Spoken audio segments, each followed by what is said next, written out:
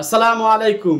একজন দিনী ভাই প্রশ্ন করেছে যে এখন যুবক যুবতীরা কেন বিয়ে করে না। আমি উত্তরে বলেছিলাম যে প্রাপ্তবয়স্ক হওয়ার শর্ত তারা কেন বিয়ে করে না। আমি বলেছিলাম প্রাপ্তবয়স্ক হওয়ার শর্ত বিয়ে না করার মূল কারণ হচ্ছে জেনা। জেনা করার কারণে তারা বিয়ে করে না। অনেক যুবতীরাও রয়েছে, যুবকরাও রয়েছে।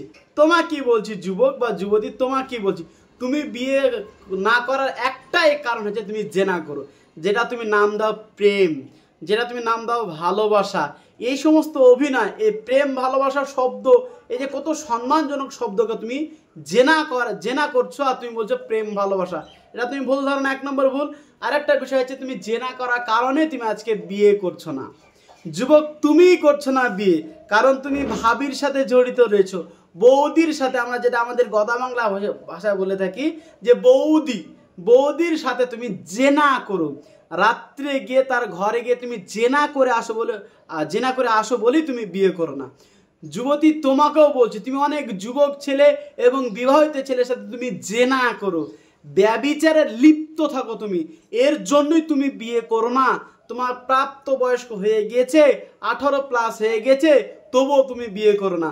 তুমি আবার বাহানা করো যে আমি চাকরি করতে হবে, পড়াশোনা করতে হবে, আমার কেরিয়ার তৈরি করতে হবে। বিয়ে করেও কেরিয়ার তৈরি করা যায়, এটা ইসলাম সাপোর্ট করে না। ইসলাম বলে যে বিবাহর বয়স হয়ে গেলে বিয়ে করতে বলা হয়েছে। আর আপনি বিভিন্ন বাহানা করেন, কৌশল করেন, কারণ আপনি জেনা করেন। আপনি বলছেন আমি প্রেম করি, আমার 4টে আমার ভালোবাসা রয়েছে, 5টা আমার ভালোবাসা রয়েছে। যুবক যুবতী দুজনকে বলছি, আপনার এইসব বাহানা করে কোনো লাভ নেই। আপনি জেনা করেন, ব্যভিচার করেন, হাজার হাজার মেয়ের সাথে আপনি জেনা করেন, হাজার হাজার পুরুষের সাথে আপনি জেনা করেন বলে আপনি বিয়ে করছেন না। হয়তো কথা শুনতে খারাপ লাগে, এটাই বাস্তব কথা, বাস্তব চিত্র। এই যে বর্তমান পরিস্থিতি 2025 সালে আজকে কি করুণ পরিস্থিতি দেখেন। স্কুল বলেন, কলেজ বলেন, বিশ্ববিদ্যালয় বলেন, যে কোনো প্রতিষ্ঠানে বলেন বা টিউশনে বলেন, সব জায়গায় আপনি জেনা করেন। আপনি জেনার মধ্যে অন্তর্ভুক্ত হয়েছেন, তার জন্যই আপনি আজকে বিয়ে করছেন না। বিয়েতে অ্যালার্জি, আজকে সমাজও তাই।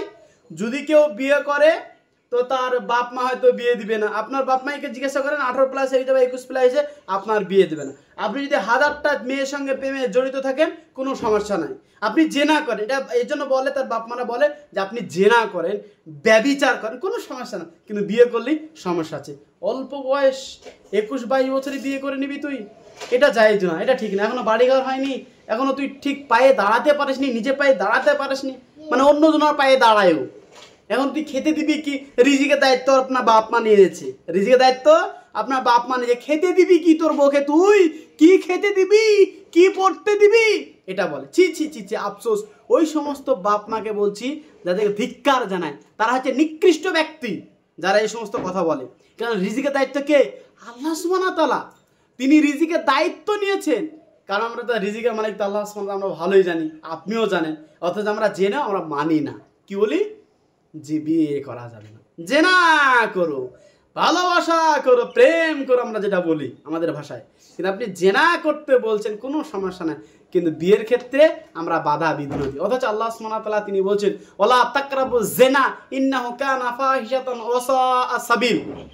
ওয়াসাআ সাবিলা। বলে যে তোমরা জেনার নিকটবর্তী হও না। ওয়ালা তাকরাবুজ জিনা, তোমরা জেনার নিকটবর্তী হও না, সেখানে যেও না। আর আমরা কি করছি? সেখানে আগে দিচ্ছি, যেটা আল্লাহ নিষেধ করছে, বাধা দিচ্ছে, মানা করছে, আর আমরা সেখানে যাব।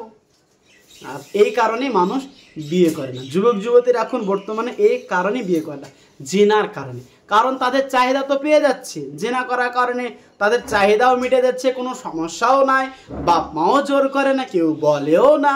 আবার দুটো যদি বিয়ে করে তার সমস্যা, তার চরিত্রের সমস্যা। কিন্তু 10টা যদি প্রেম করে, জেনা করে, কোনো সমস্যা নাই। আর যদি দুটো বিয়ে করতে চায় বা বিয়ে করে, বলে এই মৌলভী সাহেবের চরিত্র সমস্যা আছে, বা এই মাস্টারের চরিত্র সমস্যা আছে, বা এই ডক্টরের চরিত্র সমস্যা আছে, বা এই ব্যবসায়িকের চরিত্র সমস্যা আছে, এর চোখ খারাপ আছে, এর চোখ খারাপ, এর চরিত্র খারাপ, তাই বলে আমাদের সমাজ এটা বলে। কিন্তু সমাজে কোনো লাভ নেই। আমাদের দেখতে হবে কি দেখতে হবে? কোরআন হাদিস, আল্লাহ এবং আল্লাহ রাসূল তিনি কি বলেছেন, কি দিয়েছেন, কি নির্দেশ দিয়েছেন, সেটা আমাদের পালন করতে হবে। অতএব সাবধান। প্রত্যেক যুবক যুবতীকে বলছি আপনারা পরিবেশ ও পরিস্থিতি সচেতন থাকেন এবং তাড়াতাড়ি বিয়ে করে ফেলেন। প্রাপ্ত বয়স্ক হয়ে গেলেই আপনি বিয়ে করে ফেলেন, ইনশাল্লাহ আপনার ইমানটা পরিপূর্ণ হয়ে যাবে এবং আপনি পাপ কাজ থেকে বিরত থাকতে পারবেন।